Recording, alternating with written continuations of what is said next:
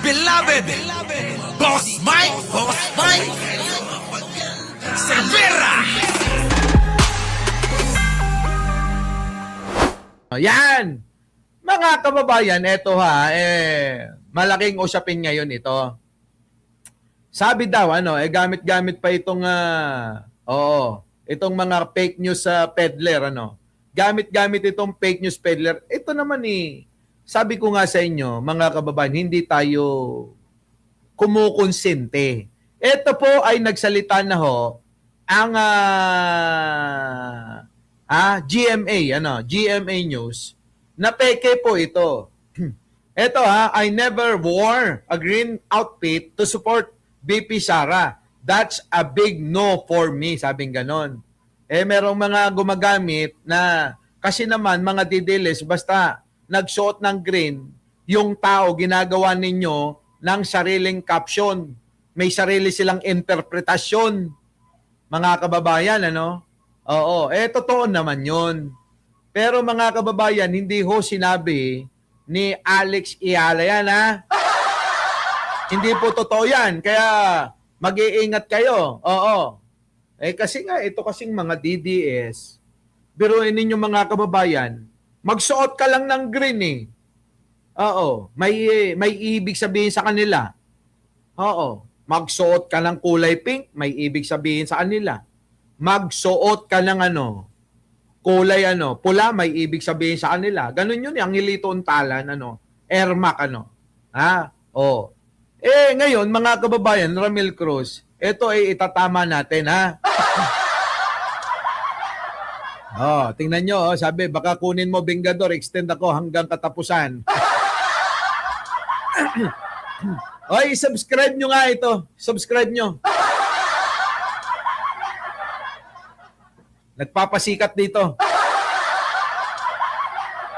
Porque hindi ka binibigyan ng tax sa baka akala mo ako ang nagbabayad ng tax ng Bingador. Di ba yan 50 pesos lang ba? Sorry sa'yo. Ikaw talaga, eng ka rin Course channel, Ngayon, mga kababayan ko, wag sana nating gawin na gumawa ng mga ganitong fake news. Alam nyo naman, kahit pa tayo ang magbebenepisyo, kahit na ikakatuwa natin, nyebe sa banaag, hindi dapat ginagawa ito. Lalong-lalo na si Alex Iala, ngayon nag-champion na naman, nagwagi na naman, dala-dala ang ating bandila, wag sana nating idamay sa usapin na wala naman siyang kinalaman. Ano po? Ang gumagawa nito, tingin ko mga DDS Kasi nga, gusto na naman nilang siraan si Alex Iala dahil nung nakaraan, eto ay bumisita sa Malacanang.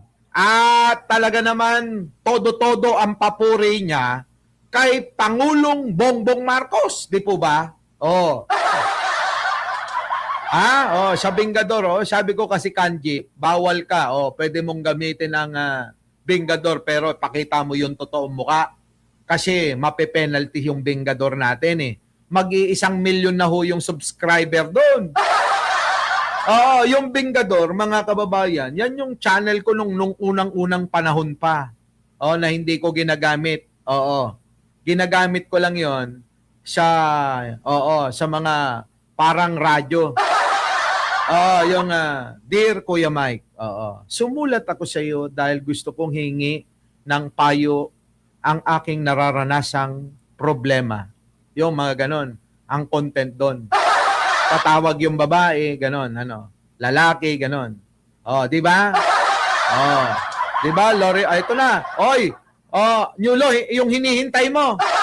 Si Lori Wayland, yan, good morning po. Inaantay po kayo, Ma'am Lori, ni Nyulo.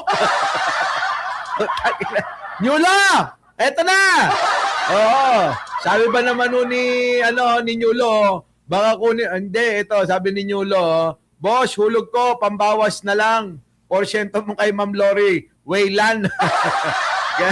Loko thank you Ma'am Lori alam nyo naman ito, sabi ko nga sa inyo, Mamamatay na ako pag nawala ito sa channel ko.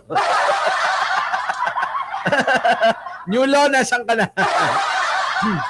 Lucky girl. Randy Reyes. Maraming salamat po. Oo.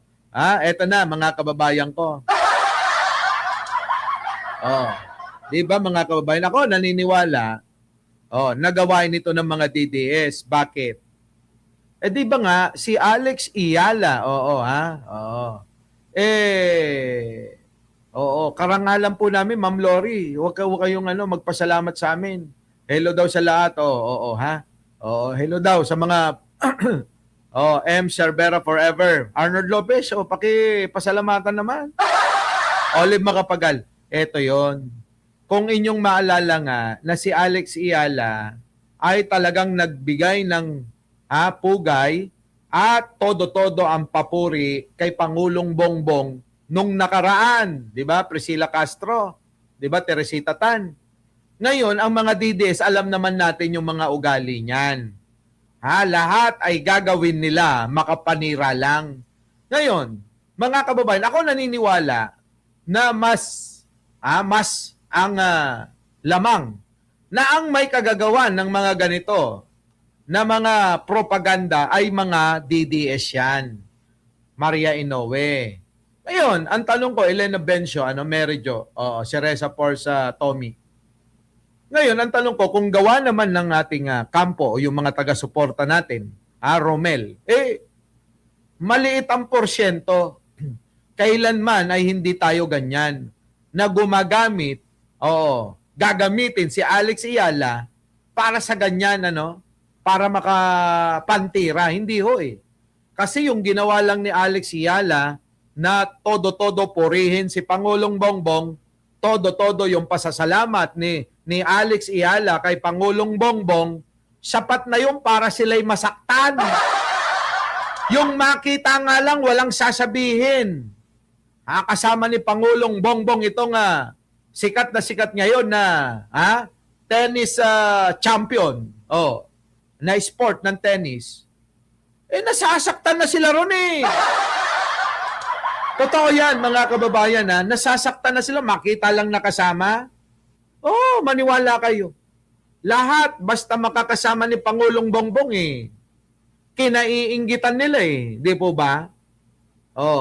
Kaya maliit ang porsyento na ang gagawa ng ganitong mga propaganda na pandadamay kay Alex Iyala ay mga DDS ang gumagawa. Tama? Ganyan mga kababayan, kademonyo yan, manang-mana kay Sara Duterte. Kayo, mga kababayan, isipin yung maigi, Francisco Suban, JC. Gagawin pa ba naman natin yan? Yung ang nakita na natin di ba? Nakita natin si Pangulong Bongbong Marcos at kasama si Alex sapat na para masaktan sila. Di ba? Yan yun, Danny Steve, Joel Q, Cereza Force. Gagawin pa ba natin yan? Hindi na. Sapat na yun. Nakikita ng mga DDS, si Alex Iyala, sikat ngayon yan, kasama si Manong Bongbong. Diba, sabi, Boss Mike, mamimiss ko live mo next week. Aalis kami ng asawa ko, punta sa Atlanta, Georgia, at North Carolina. Nako! Ba't hindi ka nagsasama? Diba, Josie Tango, break na ba tayo, Josie Tango? Lori Wayland, pwede mo naman kaming isama lahat Josie Tango, break na tayo? Aba yan, nababawasan na tayo ng mga kulasisi. Sa mga kakulasisi ko, konti na lang, si Olive Macapagal na lang nakikita ko. Tsaka si Leonora Brown, number 1 fan daw si Alex, ni PBBM. Sino pa ba? Si Leonora Brown, ang mga, si Angelito Untalan, si Kanji Official, Maria Inoue. Yan yung aking mga, nanditong mga kulasisi. Eto na mga kababayan, punta na nga natin to. Mga kababayan ha, kanino nga ba naman magmamana pa? 'Di ba? Kanino magmamana pa yung Sara Duterte ay kay Sara Duterte, yung mga DDS na yan. 'Di ba no? Ha? Our beloved Boss Mike, Boss Mike.